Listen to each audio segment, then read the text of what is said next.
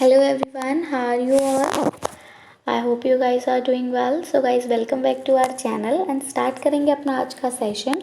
तो आज के सेशन में हम लोग डिस्कस करेंगे आपके यूजीसी नेट जेआरएफ एग्ज़ाम का एक इम्पॉर्टेंट टॉपिक जिसका नाम है levels of teaching.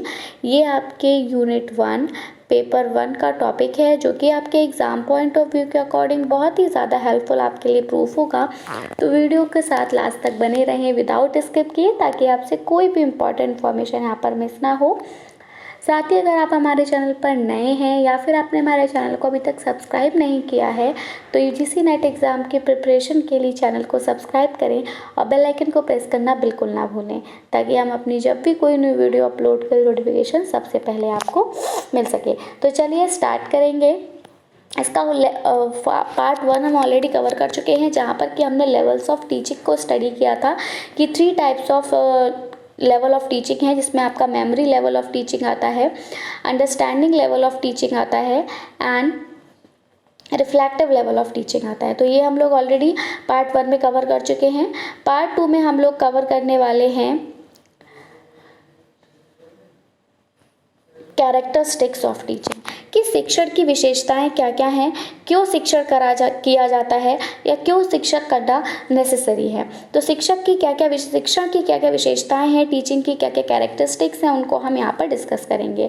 The features of teaching include the following points. शिक्षण की विशेषताओं की अगर हम बात करें तो उनमें निम्नलिखित बिंदु शामिल हैं। कौन कौन से बिंदु शामिल हैं उनको हम देखेंगे। So the first point is teaching is a system of actions that not only varies in form but also relates to the content and students' behavior under the various social physical conditions। तो ये जो teaching है, शिक्षण है, ये क्या है? ये एक एक्शंस का एक सिस्टम है क्योंकि टीचिंग में क्या होते हैं, एक्शंस होते हैं। तो एक्शंस का एक सिस्टम है जो सिर्फ हमारे वेरी नहीं करते फॉर्म्स में, सिर्फ फॉर्म्स में वेरी नहीं करते बल्कि ये क्या करते हैं, बल्कि ये रिलेट भी करते हैं कंटेंट को और स्टूडेंट के बिहेवियर को अलग अलग कंडीशंस के साथ। ठीक है, सोशल और फिजिकल।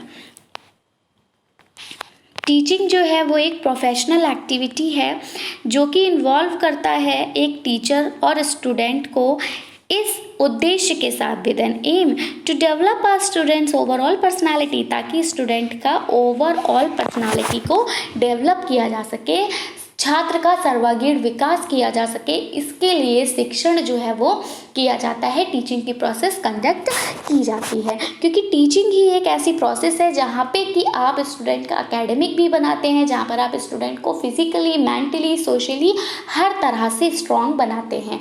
ठीक है, तो ये सभी आ जाता है कि आप स्टूडेंट की ओवरऑल पर्सनालिटी को डेवलप कर रहे हैं, किसके थ्रू? टीचिंग के through. Teaching can be analyzed and assessed and provide genuine feedback for further improvement in a student's overall personality। Teaching क्या है? टीचिंग को एनालाइज किया जा सकता है, टीचिंग को असेस्ड भी किया जा सकता है और एक जेन्युइन फीडबैक दिया जा सकता है ताकि स्टूडेंट का फर्दर जो भी फर्दर डेवलपमेंट हो ओवरऑल पर्सनालिटी में, उसमें कैसे इम्प्रूवमेंट किया जा सके, कहाँ हमने लैग किया था, कहाँ हमको चेंजेस करने की ज़रूरत है। It is an interactive process that is carried with process and objective। ये एक इंटरेक्टिव प्रोसेस है। यहाँ पर क्या होता है, टीचर और स्टूडेंट्स का इंटरेक्शन होता है, टीचर और पेरेंट्स का इंटरेक्शन भी होता है। इंटरेक्शन होने की वजह से ही इसको एक इंटरेक्टिव प्रोसेस कहा जाता है जो कि कैरिड होती है अलग अलग प्रक्रियाओं के साथ, अलग अलग उद्देश्यों के साथ इसको कैरी किया जाता है। यहीं पर एक कम्युनिकेशन स्किल आती है जो कि एक बहुत ही इम्पॉर्टेंट रोल प्ले करती है टीचिंग फील्ड में, क्योंकि कम्युनिकेशन को हम लोग काफ़ी बार डिस्कस कर चुके हैं। कम्युनिकेशन में आप अपने आइडियाज़ को, अपने थॉट्स को, अपने बिलीव्स को एक्सचेंज करते हैं, शेयर करते हैं और जितना अच्छा आपका कम्युनिकेशन होता है सामने वाला उतना ज़्यादा इंटरेस्ट रहता है आपको सुनने के लिए। ठीक है, तो टीचिंग की प्रोसेस में आपका जितना अच्छा कम्युनिकेशन होगा, स्टूडेंट जो होंगे वो उतने ज़्यादा इंटरेस्टेड होंगे आपको सुनने के लिए। तो कम्युनिकेशन शुड बी कह सकते हैं कि वेरी इंटरेक्टिव। कम्युनिकेशन इंटरेक्टिव होना चाहिए, प्लस प्रोनाउंसिएशन क्लियर होना चाहिए, सॉफ्ट होना चाहिए। आप वहाँ पे रूडनेस नहीं होनी चाहिए आपके कम्युनिकेशन में। ठीक है, नेक्स्ट है teaching is a specialised task and may be needed to attain a set of skills for the realisation of certain objective and aims. कुछ ऑब्जेक्टिव, कुछ लक्ष्य, कुछ उद्देश्यों को पूरा करने के लिए कुछ सेट ऑफ स्किल्स भी जो है वो दी जाती हैं। इसीलिए टीचिंग जो है वो एक स्पेशलाइज्ड टास्क है और जिसकी ज़रूरत पड़ती है कुछ स्किल्स को अटेन करने के लिए, कुछ उद्देश्यों और लक्ष्य के लिए। तो teaching should be effective enough to engage the students. ये तो हम लोग काफ़ी बार देखा है कि टीचिंग जो है वो स्टूडेंट को इंगेज रखने के लिए भी होती है। इसीलिए क्या होता है, जो पेरेंट्स होते हैं वो अपने चिल्ड्रंस को, छोटे छोटे चिल्ड्रंस को प्ले ग्रुप में भेज देते हैं, क्योंकि ताकि वो क्या रहे, वो इंगेज रहें। ठीक है, 2, 3, 4 आवर्स का जो भी उनका टाइम ड्यूरेशन रहेगा, उस टाइम वो इंगेज रहें, एक्टिवली इंगेज रहें टीचर के साथ, और क्या करें, नॉलेज को गेन करें। ठीक है, तो टीचिंग इफ़ेक्टिव रहती है स्टूडेंट्स को इंगेज करने के लिए। शिक्षण क्रियाओं की एक प्रणाली है जो न केवल स्वरूप में भिन्न होती है बल्कि विभिन्न सामाजिक भौतिक परिस्थितियों में सामग्री और छात्र के व्यवहार से भी संबंधित होती है। शिक्षण एक व्यावसायिक गतिविधि है जिसमें एक शिक्षक और छात्र शामिल होते हैं, जिसका उद्देश्य छात्र के समग्र व्यक्तित्व का विकास करना होता है। शिक्षण का विश्लेषण और मूल्यांकन किया जा सकता है और छात्र के समग्र व्यक्तित्व में और सुधार के लिए वास्तविक प्रतिक्रिया प्रदान की जा सकती है। यह एक इंटरेक्टिव प्रक्रिया है जो प्रक्रिया और उद्देश्यों के साथ आगे बढ़ती है। संचार कौशल शिक्षण क्षेत्र में महत्वपूर्ण भूमिका निभाते हैं। शिक्षण एक विशेष कार्य है और कुछ उद्देश्यों की प्राप्ति के लिए कौशल का एक सेट प्राप्त करने की आवश्यकता होती है। विद्यार्थियों को संलग्न करने के लिए शिक्षण इतना प्रभावी होना चाहिए, मतलब प्रभावी होना चाहिए कि बच्चे जो हों वो इंगेज हो जाएं इफ़ेक्टिवली। अब हम कुछ बेसिक रिक्वायरमेंट्स देखेंगे टीचिंग की, कि शिक्षण की कुछ बुनियादी आवश्यकताएं क्या क्या होती हैं। तो ऑल 3 वेरिएबल्स ऑफ टीचिंग, अब यहाँ पर आपको 3 वेरिएबल्स दिखाई देंगे टीचिंग के।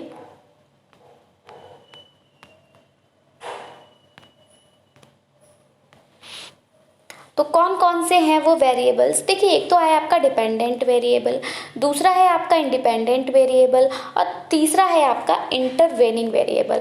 तो यहाँ पर ये शिक्षण की बुनियादी आवश्यकता है कि आप किसी पर डिपेंड हो रहे हैं। एक डिपेंडिंग वेरिएबल होगा, एक खुद स्वतंत्र होगा, उसे कोई फर्क नहीं पड़ता कि मतलब स्वतंत्र इन द सेंस कि वो अपना कार्य करने के लिए स्वतंत्र है और कोई अपना कार्य करने के लिए आश्रित है किसी पर। ठीक है, तो इस टाइप के वेरिएबल्स आपको देखने को मिलेंगे। इंटरवेनिंग जो ना ही स्वतंत्र है और ना ही आश्रित है। अब देखिए प्रोफेशनलिज्म, यहाँ पर पहला जो पॉइंट आ रहा है वो प्रोफेशनलिज्म का आ रहा है। Professionalism is needed for teaching to take place. अगर आपको टीचिंग करनी है, शिक्षण करना है, तो यहाँ पर प्रोफेशनलिज्म की रिक्वायरमेंट होगी। ठीक है, तो प्रोफेशनलिज्म की ज़रूरत पड़ती है टीचिंग को कंडक्ट कराने के लिए। टीचिंग कंडक्ट कराने का जो मेन मोटिव रहता है वो क्या रहता है कि स्टूडेंट के बिहेवियर में परमानेंट चेंजेस लाए जाएं। ये परमानेंट चेंजेस जो है प्रोफेशनलिज्म के थ्रू ही लाए जा सकते हैं। आप एक बात बताइए कि अगर क्लास में एक क्लास है और उस क्लास में सेम एज ग्रुप के स्टूडेंट को ही टीचर बना के लाया जाए, तो क्या स्टूडेंट इंटरेस्टेड होकर पढ़ पाएंगे या टीचिंग लर्निंग प्रोसेस कंडक्ट हो पाएगी स्विफ्टली? नहीं हो पाएगी, क्योंकि जब बात आ रही है टीचर मतलब प्रोफेशनलिज्म की, एक टीचर ही है जो बेहतर तरीके से बच्चे को टीच कर सकता है। आप एक इंजीनियर को लाकर बोले कि आप बच्चे को टीच कीजिए, वो नहीं कर पाएगा, इवन दो उसके पास काफ़ी नॉलेज है, एक्स्ट्रा नॉलेज है हम कह सकते हैं, बट प्रोफेशन बहुत इंपॉर्टेंट होता है। एक टीचर को कह दिया जाए किसी को ऑपरेशन करने को तो वो नहीं कर सकता। सेम एज टीचर का एक प्रोफेशन ऐसा है जो ही रिक्वायर्ड है टीचिंग के लिए, तो प्रोफेशनलिज्म की ज़रूरत होती है टीचिंग को कंडक्ट कराने के लिए। A cohesive environment for the student should be there so that teaching can be useful. एक cohesive environment होना चाहिए ताकि जो teaching हो वो useful हो। Cohesive environment in the sense कि मैं आपको काफ़ी बार बता चुकी हूँ कि इन्वायरमेंट का एक बहुत ही इम्पॉर्टेंट रोल रहता है आपकी टीचिंग लर्निंग प्रोसेस में। इन्वायरमेंट आपका कैसा होना चाहिए, इन्वायरमेंट काम होना चाहिए, इन्वायरमेंट अट्रैक्टिव होना चाहिए, बोरिंग नहीं होना चाहिए। मैंने बताया था आपको कि बिल्डिंग भी जो है आपके स्कूल की वो भी अट्रैक्टिव होनी चाहिए, है ना। क्योंकि क्या मैंने बताया था कि अगर मान लीजिए बिल्डिंग बिल्कुल जर्जर है, टूट रही है, ऊपर से प्लास्टर गिर रहा है, दीवारों से प्लास्टर गिर रहा है, फैन आवाज़ कर करके चल रहे हैं, हिल हिल कर चल रहे हैं, तो स्टूडेंट का जो कंप्लीट फोकस रहेगा वो उस प्लास्टर पर, उस फैन पर रहेगा। उसको ये डर लगा रहेगा कि कहीं ये प्लास्टर टूट कर मेरे ऊपर ना गिर जाए या कहीं ये फैन खुलकर मेरे ऊपर ना गिर जाए। और इस दौरान टीचर जो भी क्लास में टीच कर रहा होगा उस पर उसका फोकस नहीं होगा और वो वहाँ पर लैग कर जाएगा। तो इसलिए स्टूडेंट कि बेहतर टीचिंग के लिए इन्वायरमेंट की रिक्वायरमेंट बहुत ज़्यादा है। इन्वायरमेंट जो है वो बेटर होना चाहिए, अप्रोप्रिएट होना चाहिए। आपके नेचुरल इन्वायरमेंट में आप जो है वो टीचिंग करें। आप क्लासरूम में टीच कर रहे हैं whatever with a subject, but आप एक बार फील्ड ट्रिप पर लेकर जाइए, ठीक है। फील्ड ट्रिप पर आप लेकर जाइए। आप नेशनल पार्क पढ़ा रहे हैं तो आप नेशनल पार्क लेकर जाइए। आप कोई भी वाटर बॉडीज़ पढ़ा रहे हैं तो आप उन्हें वाटर बॉडीज़ के पास लेकर जाइए। आप उनके वहाँ के आसपास की, अब जैसे आप वाटर बॉडीज़ पढ़ा रहे हो तो आप बताएंगे कि वाटर बॉडीज़ के पास आपको जनरली सैंड देखने को मिलती है, तो आप उनको लेकर जाइए, उनको दिखाइए, उनको खुद से ऑब्जर्व कराइए। वाटर बॉडीज़ के पास आपको कौन कौन सी वेजिटेशंस देखने को मिलती हैं आप उन्हें ओरल भी बताइए और उनको लेकर भी जाइए। तो एक प्रॉपर एनवायरनमेंट आप उनको प्रोवाइड करिए जो भी आप टीचिंग करें। जब एनवायरनमेंट प्रॉपर होगा, बेटर होगा, अप्रोप्रिएट होगा, तो टीचिंग जो है वो अपने आप ही इफेक्टिव होगी, ठीक है, प्रभावी होगी।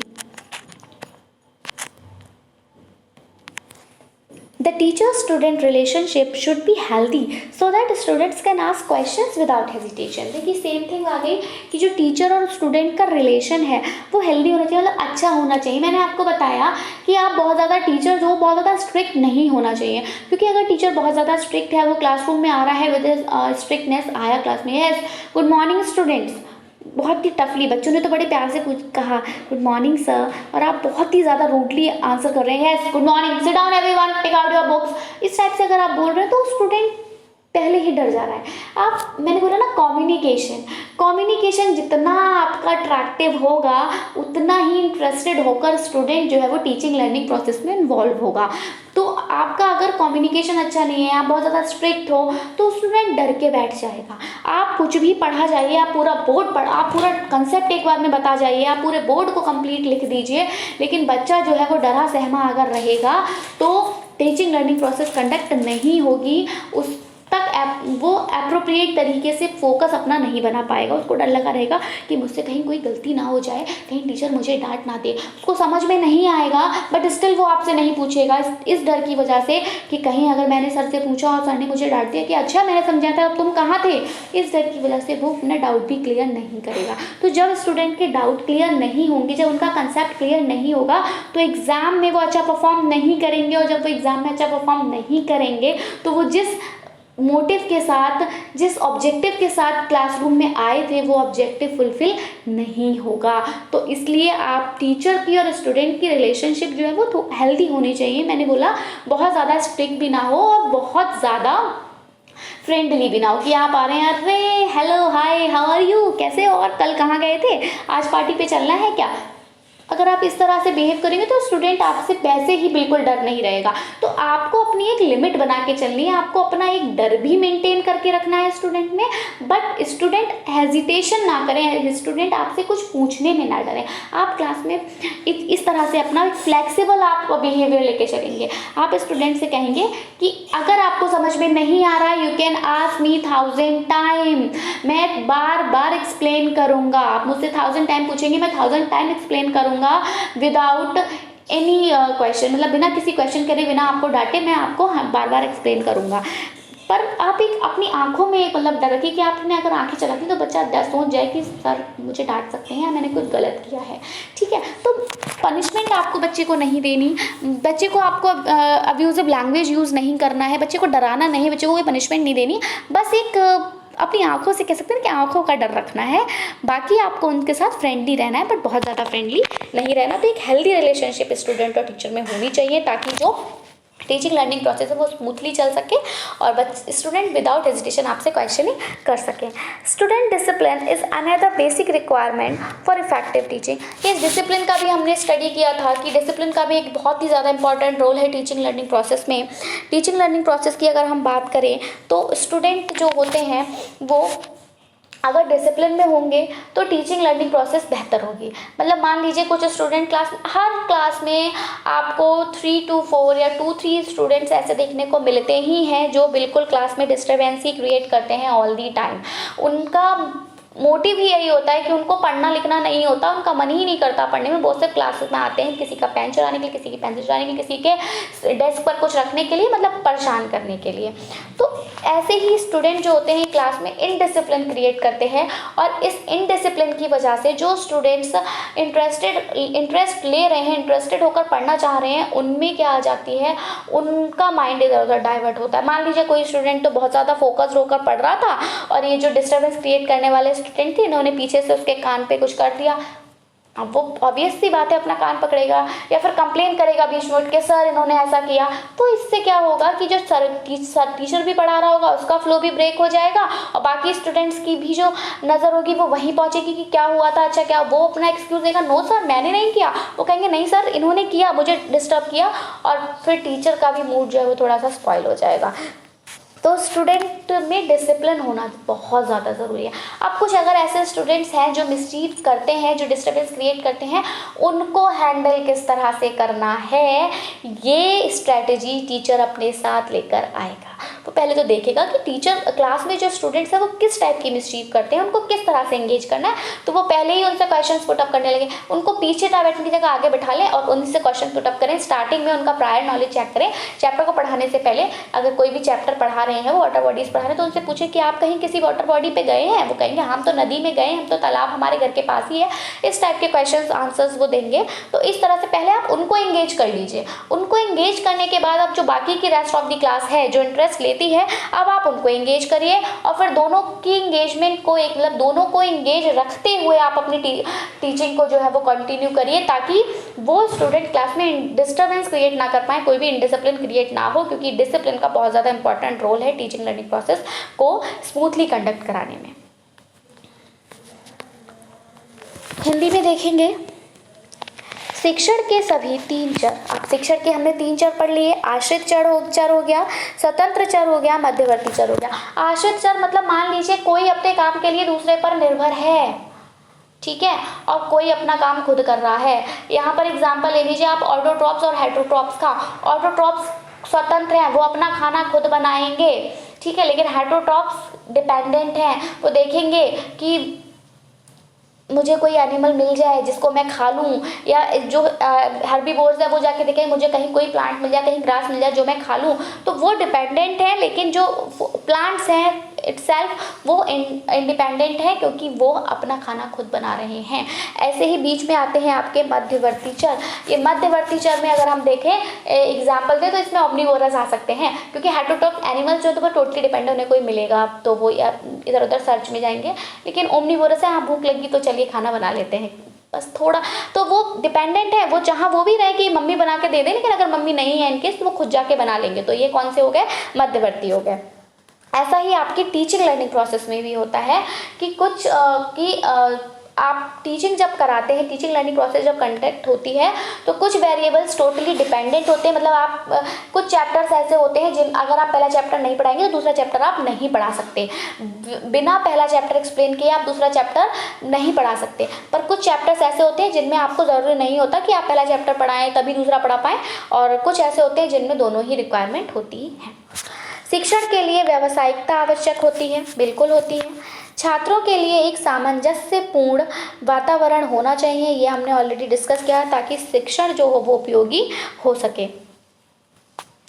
शिक्षक छात्र संबंध स्वस्थ होना चाहिए, फ्लेक्सिबिलिटी होनी चाहिए, ताकि छात्र बिना किसी हिचकिचाहट के प्रश्न को पूछ सकें। प्रभावी शिक्षण के लिए विद्यार्थियों का अनुशासन एक और बुनियादी आवश्यकता है। तो ये ऑल सभी था हमारा teaching learning levels of teaching. अगर आपको वीडियो पसंद आया हो तो इसको लाइक कर दें और अपने फ्रेंड्स में शेयर कर दें। बाकी इसका फर्स्ट पार्ट अगर आपने नहीं देखा, डिस्क्रिप्शन बॉक्स में आपको लिंक प्रोवाइड कर देंगे, वहाँ से देख लीजिएगा। और कोई अगर इसमें कमी लगी हो तो आप हमें सजेशन ज़रूर दें, कमेंट सेक्शन में बताएं कि हमें इसमें कुछ और ऐड ऑन करने की ज़रूरत है, या फिर किसी नए टॉपिक जो भी आप पढ़ना चाहते हैं तो वो हमें ज़रूर से बताएं। So that's it from my side. मिलेंगे अपनी नई वीडियो के साथ। Till then take care and bye bye. So thanks for watching. Thanks, have a nice day.